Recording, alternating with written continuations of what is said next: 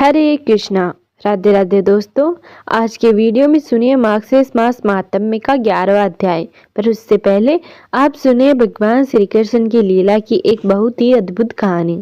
एक बार एक सेठ भगवान श्री कृष्ण का परम भक्त था। वह अपना काम धंधा करता था और सोते जागते ठाकुर जी का नाम जपता रहता था।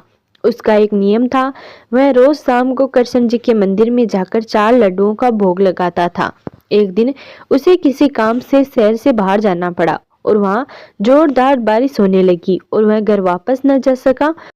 वह ठाकुर जी को ही याद कर रहा था। कुछ समय परेशान रहा कि आज मेरा भोग लगाने का नियम टूट जाएगा। फिर उसने मन ही मन भगवान श्री कृष्ण से कहा, अगर मैंने सच्ची भक्ति की है तो मेरा नियम ना टूटने दे। और वह कान्हा जी का नाम लेते लेते सो जाता है। अगले दिन वापस आकर मंदिर में जाता है, दुकान से प्रसाद के 4 लड्डुओं को लेता है और दुकानदार को पैसे देता है। दुकानदार सेठ से कहता है, आपके कल के पैसे भी रह गए थे सेठ जी। यह सुनकर वह हैरान रह गया। उसने दुकानदार को बताया कि कल तो वह आया ही नहीं था, तो वह कौन प्रसाद ले गया। दुकानदार ने उन्हें बताया, कल एक छोटा सा लड़का बांसुरी पकड़े हुए आया और उसने कहा कि 4 लड्डू दे दीजिए, सेठ जी के खाते में इनके पैसे लिख देना। यह सुनते ही सेठ जी की आंखों से आंसुओं की धारा बहने लगी। उसे याद आया कि उसने कल मन में कान्हा जी को याद किया था और कहा था कि ठाकुर जी, मैं तो नहीं आ सकता, पर आप तो किसी को भोग लेने के लिए भेज सकते हैं। दुकानदार ने पूछा, सेठ जी क्या हुआ? सेठ जी ने उस दुकानदार को सारा प्रसंग बताया तो दुकानदार सेठ जी के पैरों में गिर गया। आपकी सच्ची भक्ति के कारण मुझे ठाकुर जी के दर्शन हुए। ठाकुर जी ऐसे ही हैं, जो उनकी सच्ची भक्ति करता है उनके काम संवारने ठाकुर जी स्वयं आते हैं। तभी तो कहते हैं, प्रबल प्रेम के पाले पढ़कर हरि का नाम नियम बदलते देखा, जिनकी केवल कृपा दृष्टि से सकल दृष्टि को पलते देखा। तो ये थी भगवान श्री कृष्ण की लीला की एक बहुत ही अद्भुत कहानी। अब सुनिए मार्गशीर्ष मास महात्म्य का आज का अध्याय। ब्रह्मा जी कहने लगे कि भगवान एकादशी का महात्म्य और मूर्तियों का विधान मुझसे कहिए। श्री भगवान कहने लगे कि हे विप्र शार्दूल, मैं एक पाप विनाशी का कथा कहता हूँ, जिसके सुनने मात्र से ब्रह्म हत्या महापाप विनाश हो जाते हैं। प्राचीन समय में गांपिल्य नगर में वीर बाहु नामक एक राजा राज्य करता था। वह राजा सत्यवादी, जीत क्रोधी, ब्रह्मचेता और मेरी सेवा में सदैव तत्पर रहता था। वह उत्तम भाव वाला, दयावान, रूपवान, बलवान, भगवत भक्तों का भक्त व मेरी कथा में सदा प्रेम रखता था। कथा में लीन रहने वाला, रात्रि को जागरण करने वाला, विद्वान, दाता, समाजशील, पराक्रम वाला, जितेंद्रिय, रण में विजय पाने वाला, शुद्धि में कुबेर के समान, पुत्रवान, अनेक पशुओं को पालन करने वाला और अपनी स्त्री के प्रेम में रत रहने वाला था। उसकी स्त्री का नाम कांतिमती था। वह रूप में अद्वितीय, पतिव्रता, महासाध्वी और मेरी भक्ति में सदा रत रहती थी। वह विशाल नेत्र वाला युवा राजा अपनी स्त्री के साथ पृथ्वी का पालन करता था, मेरे सिवाय और किसी देवता को नहीं जानता था।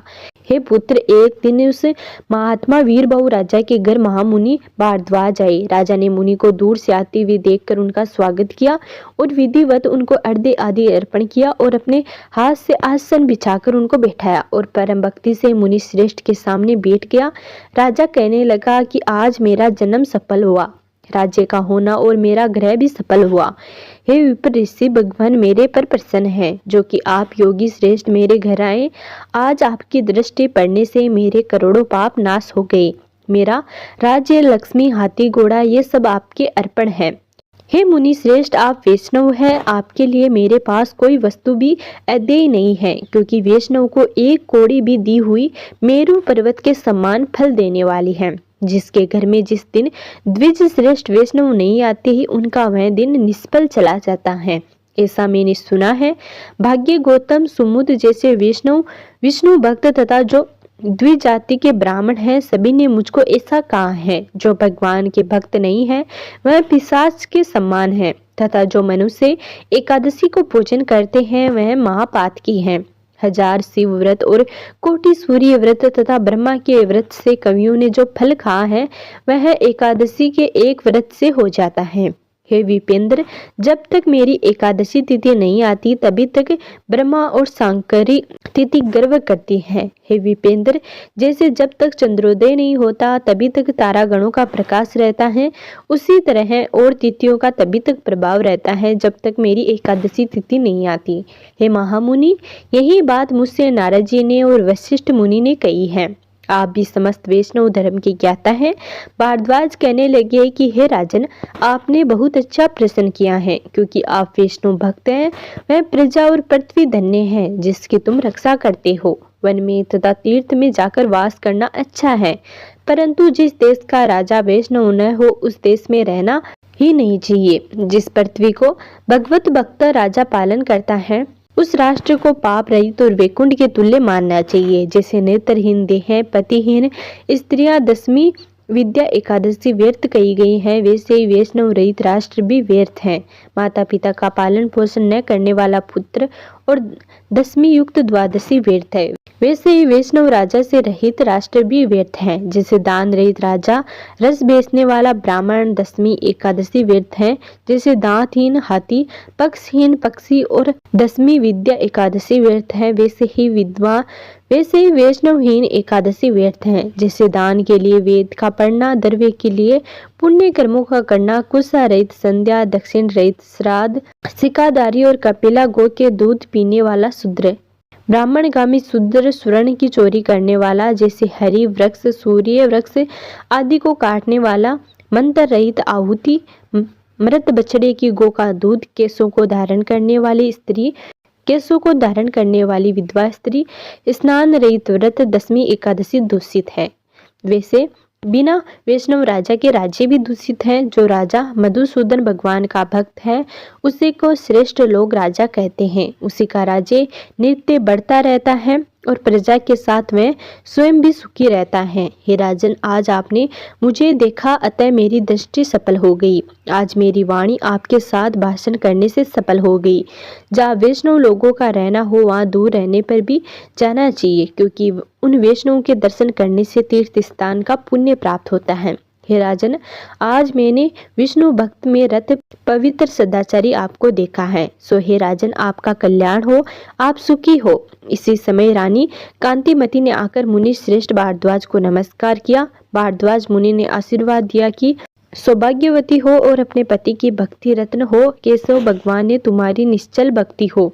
इसके पश्चात राजा वीरबाहु मुनि को प्रसन्न करता हुआ मेघ के समान गंभीर वचन कहने लगा कि मुनि श्रेष्ठ, मैंने पहले जन्म में कौन सा ऐसा अच्छा कर्म किया, यह शत्रु रहित राजा कैसे मिला, विपुल लक्ष्मी कैसे प्राप्त हुई, गुणवान श्रेष्ठ पुत्र और सुंदर मनोहर प्रिय स्त्री कैसे मिली, जो कि मुझको चित लगाने वाली और मुझ में प्राण रखने वाली, जनार्दन भगवान का ध्यान करने वाली है। मैं कौन हूँ और मेरी स्त्री कैसे हुई, मैंने ऐसा कौन सा दुर्लभ धर्म कार्य किया तथा किस पुण्य के प्रभाव से अनंत लक्ष्मी मुझको प्राप्त हुई। समस्त देशों के राजा मेरे वश में है। मेरा पराक्रम और आरोग्यता कभी नष्ट नहीं होने वाली प्रतीत होती है।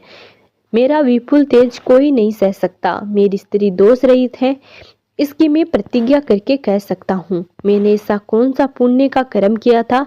इस प्रकार राजा वीरबाहु ने मुनि भारद्वाज से प्रश्न किया और अपना तथा अपनी स्त्री के पूर्व जन्म के कर्मों को, जिससे उसको अतुल्य लक्ष्मी प्राप्त हुई है, पूछा।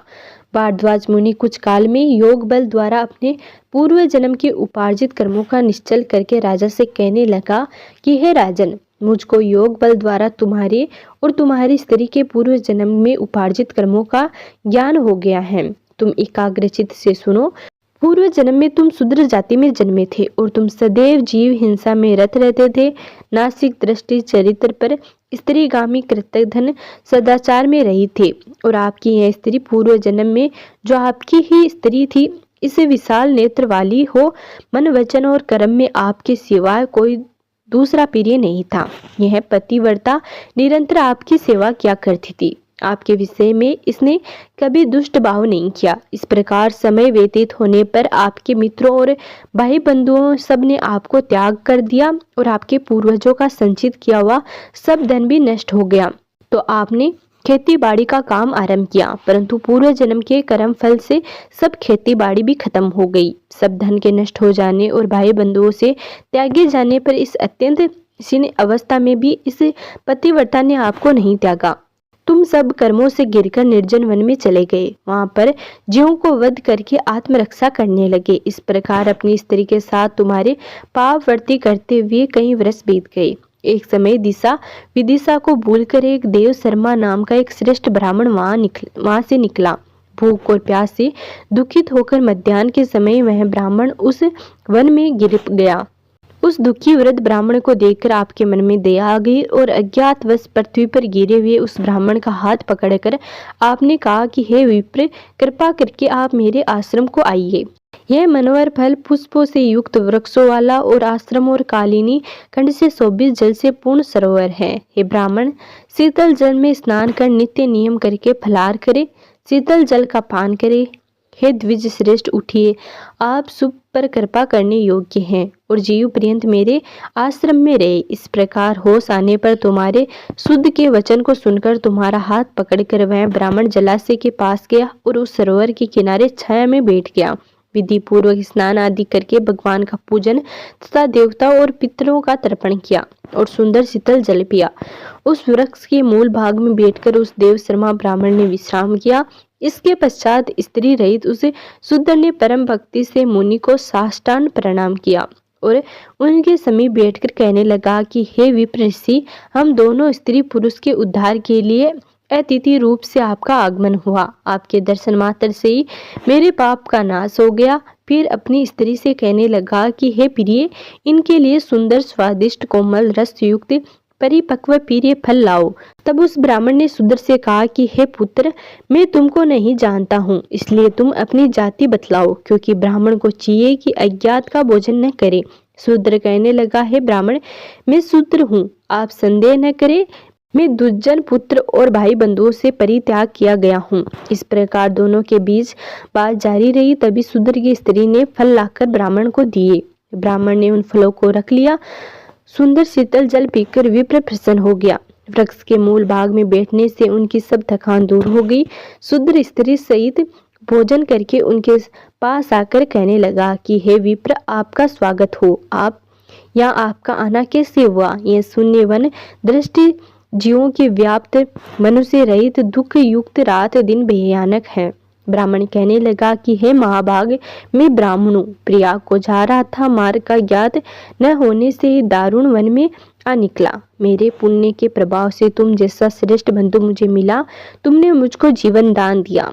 कहिए आपका क्या उपकार करूं? इस निर्जन वन में आपका आना कहाँ से हुआ? आप कौन है और यहाँ आने का कारण मुझसे कहिए। शूद्र कहने लगा कि हे विपेंद्र, राजा भीमसेन की एक सुरक्षित विदर्भ नाम नगरी है, उस महाराष्ट्र देश में मेरा वास है। मैं जाति का शूद्र और महापापी हूँ।